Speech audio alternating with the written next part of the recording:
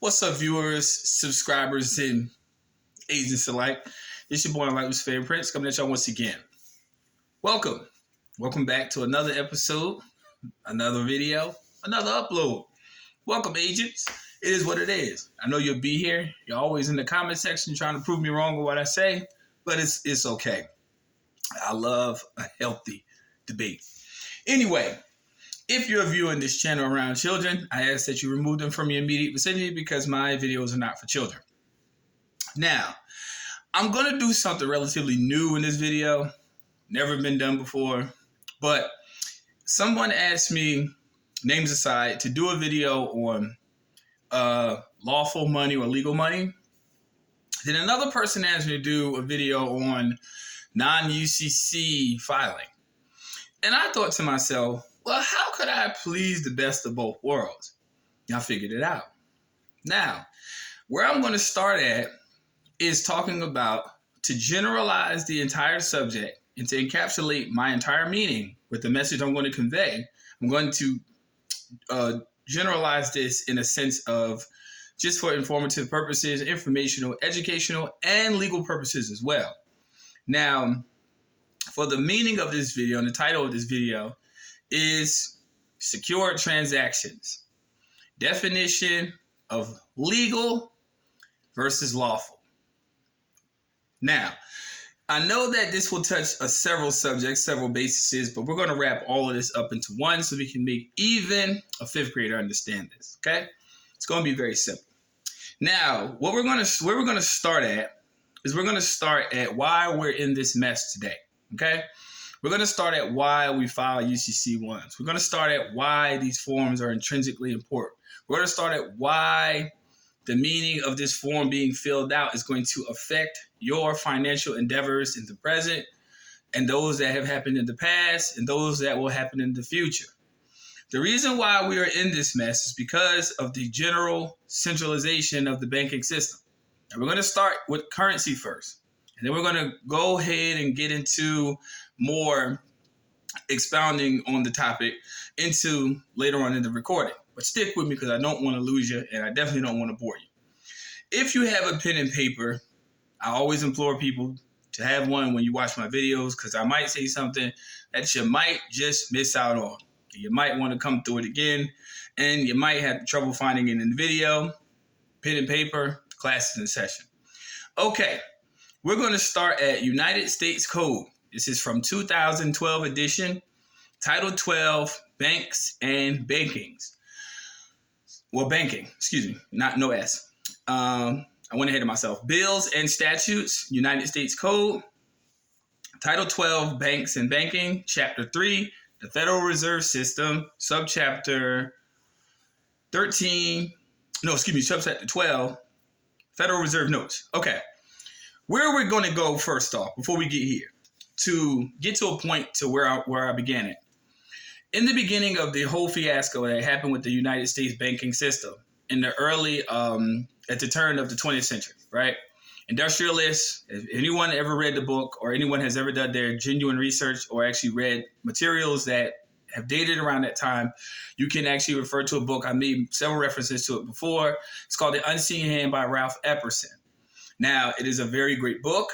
If you have one in your possession, you are a very fortunate student because for some odd reason or another, that book has been either discontinued from print and publishing or has totally been rewritten and misconvoluted or totally wiped off the internet. If you have that book, you are very fortunate. If you don't have it, get it, please. Trust me, you will never look at history the same. Neither here nor there.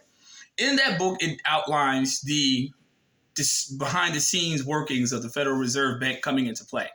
Historically, in the early of the 20th century, many presidents have been assassinated prior to this occurrence, but these individuals were working towards centralizing the money control, which in and of itself in any country is government. What you think about as government as far as suits and ties in Congress and legislature and executive and judicial is bullshit. Now, if you're my age or older, you should know this. Now, if you're one of those people that hang on to the bittersweet symphony of elections and so forth, you're wrong. You're sadly mistaken. The real governmental power in any capitalist construct is banking. Now, in 1913, the Federal Reserve was established, and that therefore implemented the centralization of the control and production of money in a country. So now you understand where depressions come from, inflation, just like we have today. All of this is not happenstance. It's called fractional reserve banking for students of avid history and economics. It's no conspiracy when you understand how it works. Now, going to 1933, March 9th, 1933, which is in and of itself unknown to many people, is a banking holiday. Yes, it is, people. I know that a lot of people may have not done their research, but if you look it up, March 9th is a banking holiday. Look it up. Now, what this has done was restricted the flow of currency into society, therefore limiting the people's ability. But the thing is, it couldn't have taken place until March 9th, 1933, when an executive order was issued declaring the ownership of lawful money being owned by the population of people. What was lawful money? Lawful money was substance. It was gold. Okay? If you look at the executive order of March 9th, 1933, and you actually look at House Joint Resolution 192, they go hand in hand.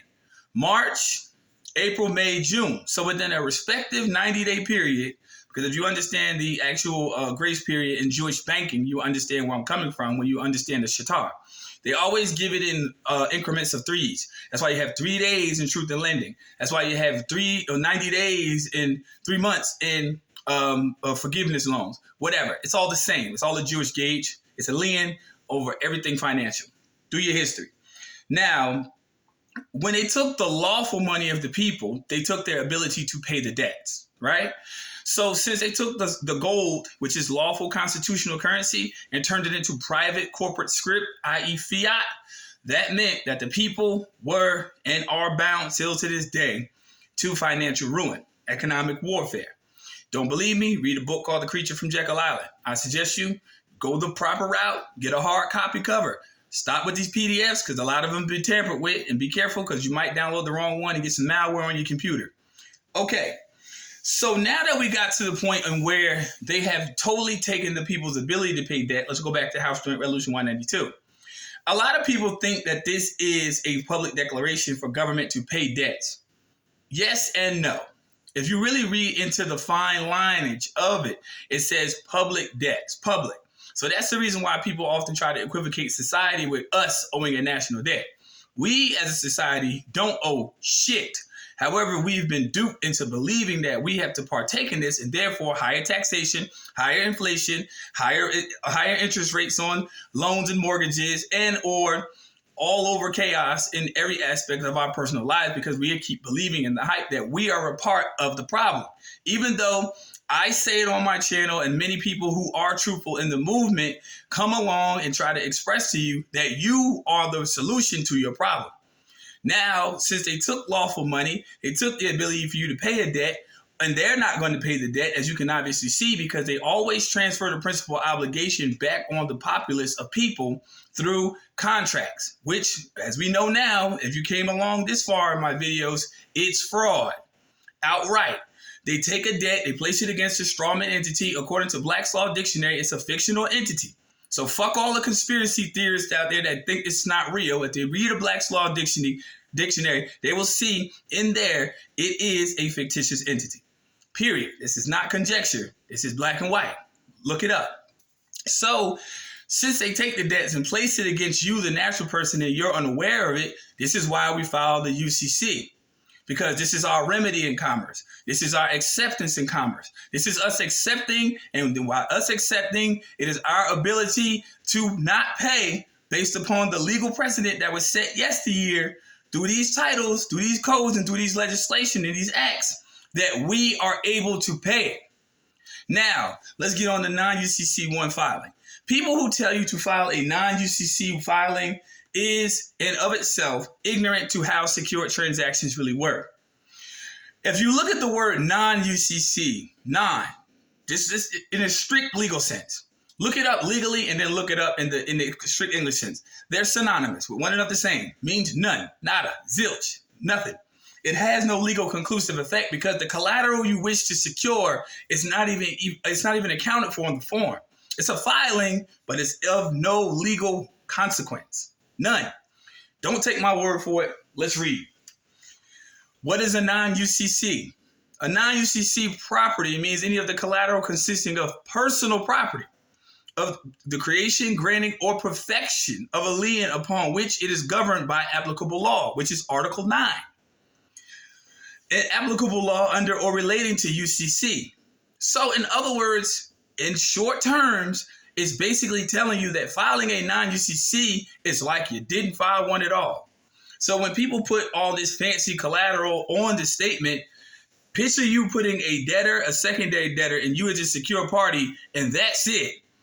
Nothing else in the collateral section based upon the notion of how the filing was presented can be accounted for as a viable secured transaction or a perfected lien on your property. Therefore, you cannot discharge debts, which means you still stand in the respective capacity of an individual who is a debtor who is obliged by contract to pay debts. Now, does this form say that you are unable to pay debts? No. But the reason why you're supposed to file a UCC1 financing statement was because you were supposed to correct your proper standing in law on how to discharge those debts properly. If you do not file this form correctly, non-UCC1, or you don't put an additional debtor, or you don't name the proper debtors in the form, it has no legal consequence, and you have not perfected your security interest over your hypothecated property, your pigness, your res, the energy, or the product derived therefrom that particular contract, i.e. known as the birth certificate. Period. Your birth certificate was pledged as collateral. We know this. The birth certificate was pledged as collateral to finance Chapter 11 reorganization expenses and bankruptcy in the United States. We know this. How do we know this? It's written in congressional record. I don't have to tell you. Go look this up online. It's in the government websites. It's in the databases. It's there. This is not a conspiracy. It's just you don't know where to look. So if all of these things have been conscribed to take your lawful money and turn you into the chattel and turn you into the economic source, why should you not protect your security interests? And that's in less than 13 goddamn minutes. Woo. This is the truth, people. Stop accepting contracts and stop accepting liability. And you, when you accept the liability, make yourself responsible for the fulfillment of a debt that should have already been paid, because you can prove through law and record that you have no ability to do so. Simple as that. Now, I'm just gonna in the comment section, in the video description, I'm just gonna leave my email address. I already left my previous information in previous videos. Simple as that, people. If you want to email me in the video description, emails in the video description. Feel free to comment. It is what it is, people. Laid it out there for you. And this is the reason why, since they took lawful money, we filed the UCC one. We use the ultimate route. We use that commercial redemption. We are secure party creditors when we do this right. Other than that, if you have not done it, you have no standing in law. And according to principle in law, the only people they protect are people with property. That's why I tell you, law only protects property. It doesn't protect people, natural people. It protects property. So, to be honest with you, criminals are actually more safe in prison than people are out here on the street. Now, people might be like, that's absurd. That's insane. Well, they put them in there for safekeeping. Notice the word, safekeeping.